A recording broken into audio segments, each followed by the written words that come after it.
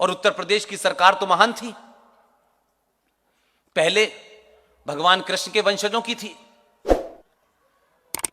अब मुझे पता चला कि यदुवंशी जो होते हैं, अहीर जो होते हैं, वो भगवान कृष्ण के वंशज हैं, लेकिन राजनीति ने उन्हें मुलायम सिंह का और लालू का वंशज बना दिया।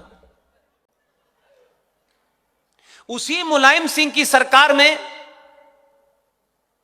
एक कानून पास हुआ कि जितने भी कब्रिस्तान हैं, हर कब्रिस्तान की बाउंड्री वॉल के लिए 400 करोड़ रुपया दिया जाएगा।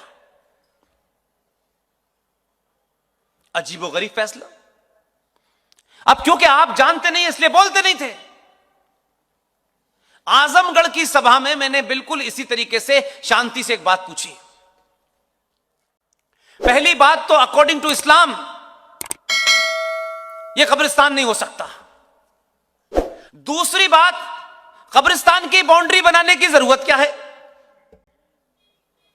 जो उसमें सो रहा है वो सड़क पे आ नहीं सकता, सड़क वाले की उधर जाने की कोई ख्वाहिश नहीं है, तो ये काहे के लिए 400 करोड़ रुपया खर्च हो रहा है? लेकिन ये धंधा चल रहा है हमारे यहां, किसी भी तरह खुश करो। लिहाजा मैं आपसे सिर्फ एक ही बात कहने आया हूं कि आप इस बात को समझ लें कि राष्ट्र खतरे में है, देश खतरे में नहीं है। अभी आपने 712 के बाद भारत की धरती पर एक ऐसे राजा को बिठाया है जो राष्ट्र को बचाना जानता है। और जिस दिन भी इस बात को समझ जाएंगे, एक एक बच्चा, 100 करोड़ सनातनी, करोड़ों साधु संत, प्रोफेसर रीडर, बहन बेटी मां, कि राष्ट्र को बचाने की जिम्मेदारी सरकारों की नहीं होती, मंदिरों को बचाने की जिम्मेदारी सरकार की नहीं होती, मेरी आस्थाओं की रक्षा करना सरकार की जिम्मेदारी नहीं होती।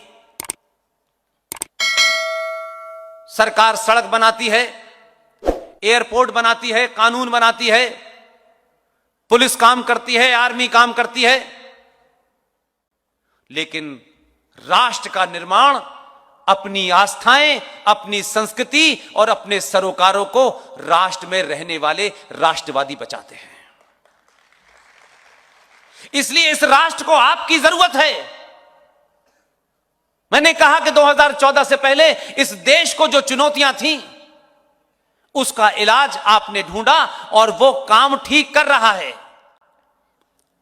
इसलिए गुजरात में बम धमाका, कोयंबटूर में बम धमाका, दिल्ली के हाई कोर्ट के बाहर बम धमाका, बनारस में हनुमान जी के मंदिर के बाहर धमाका, ये जो धमाके चल चल करके पटना की रैली तक पहुंच रहे थे, कहां गए ये लोग?